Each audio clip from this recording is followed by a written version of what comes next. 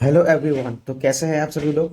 आज हम बात करेंगे इंडियन रेलवे स्टॉक्स के बारे में और इंडियन रेल के फ्यूचर के बारे में कि रेलवे स्टॉक का पोटेंशियल क्या होने वाला है फ्यूचर में इंडिया में।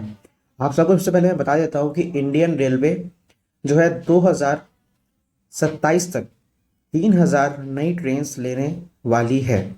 यानी कि 3000 नई ट्रेन्स जो हैं वो लॉन्च होंगी, उसमें से पैसेंजर्स भी होंगी, अदर ट्रेन्स भी होंगी, क्योंकि पूरा फोकस इंडिया का इस समय इंफ्रास्ट्रक्चर पे है, रेलवे के भी, एविएशन सेक्टर के भी और कंस्ट्रक्शन पे भी, जो भी ओवरऑल जो डेवलपमेंट होते हैं इंफ्रास्ट्रक्चर में इंडिया में।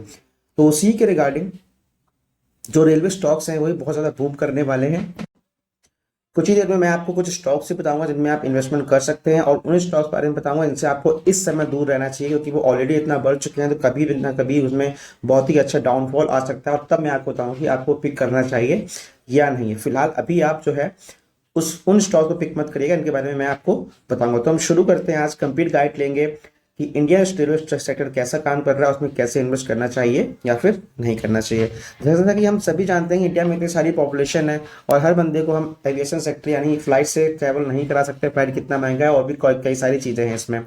तो उसको लेकर के इंडियन रेलवे जो है बहुत ही अच्छा काम कर रही है इस समय, और अपनी जो ट्रेन हैं उसको डे बाई डे बढ़ाती जा रही है।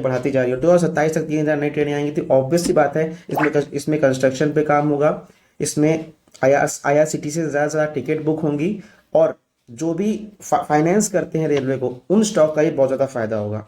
ठीक है। और सबसे बड़ी बात है कि गवर्नमेंट का फुल सपोर्ट है इंडियन रेलवे को इस समय। तो रेल अगर ग्रो कर देगा तो उसके स्टॉक्स भी ग्रो करेंगे ही करेंगे, वही पूरी तरह से।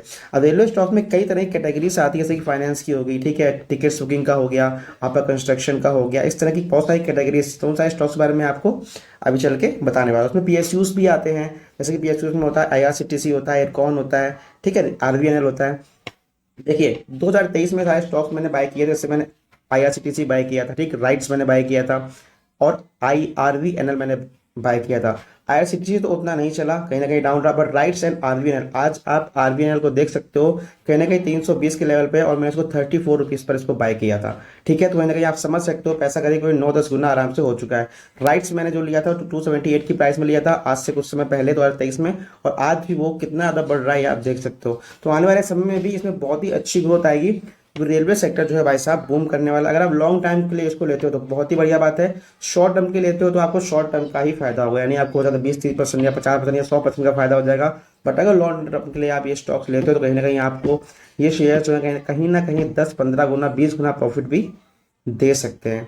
ठीक है। गवर्नमेंट की पॉलिसीज में बहुत ही ज़्यादा चेंजेस हो रही हैं, डे बाय डे चेंज होती जा रही हैं, और देखिए कंपटीशन बहुत ज़्यादा है, इसलिए जो अदर स्टॉक्स हैं जैसे कि IRCTC हो गया, IRFC जैसे आप देख रहे हैं बहुत बहुत ज़्यादा बूम कर रहा है। बट मैं आपको सजेशन दूंगा कि IRFC में इस समय आपको पैसा नहीं लगाना है। इरकॉन में कहीं ना कहीं आप भले ही लगा सकते हो, IRFC में फ्रेश पोजिशन आपको नहीं बनानी, कहीं ना कहीं थोड़ा सा दूर रही है उससे। और अगर आपको IRFC में ट्रेड करना ही है तो फिर आपको कहीं ना कहीं स्टॉप लॉस लेकर के और टारगेट सेलेक्ट करके ही ट्रेड करना है, अदरवाइज आपको IRFC में फ्रेश पोजीशंस नहीं बनानी है। इस बात को ध्यान रखिए। क्लियर है बात या नहीं है। देखिए बहुत ही ज़्यादा पोटेंशियल है इंडियन रेलवे का, इंडिया में 2024 में भी बढ़ेंगे ये, और आने वाले समय यानी आने वाले 3 से 4 साल में समझिएगा, अगर आप 1 लाख रुपए लगाते हैं तो 1 लाख कहीं ना कहीं आपके पास 6-7 लाख या 10 लाख रुपए भी बन सकता है। कोई बहुत बड़ी बात नहीं होगी अगर इतना हो जाता है तो। फिलहाल अभी फरवरी तक वेट करिएगा फ्रेश पोजीशन बनाने में, IRFC में, राइट्स में और RVNL में। आप IRCTC को उठा सकते हो, रेल टेल भी आप उठा सकते हो, इरकॉन को भी कहीं ना कहीं आप देख सकते हो, बट IRFC और राइट से फिलहाल अभी दूर रहना। आपको फ्रेश पोजीशन नहीं बनानी, लॉन्ग टर्म के लिए आप ले सकते हैं, only for short term. Clear है बात या नहीं क्लियर है। ओके रिपोर्ट है या फिर नहीं है। ध्यान रखिएगा, फिर से बता रहा हूँ, इंफ्रास्ट्रक्चर पे काम अच्छा हो रहा है, इसके लिए कौन आपका काम करेगा, फाइनेंस सेक्टर पे काम हो रहा है, इसके लिए IRFC आपका काम करेगा, राइट्स जो है पार्ट्स बनाता है, IRCTC जो है टिकट बुकिंग करता है, और RVNL जो है वो भी कहीं ना कहीं जो कंस्ट्रक्शन होता है उसमें कहीं ना कहीं ये भी इन्वॉल्व है। ठीक है। तो कहीं ना कहीं आपको फायदा इससे होने वाला। तो ये थी दोस्तों आज की वीडियो, इसमें मैंने आपको रेलवे स्टॉक्स के बारे में बताया है।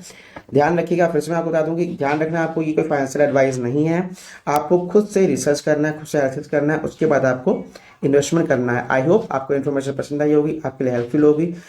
वीडियो पसंद आई हो लाइक करिएगा, चैनल पर नए हैं सब्सक्राइब करिएगा। कोई भी क्वेश्चन हो कमेंट सेक्शन में पूछ सकते हैं। मिलेंगे नेक्स्ट वीडियो में, तब तक के लिए बाय बाय, टेक केयर।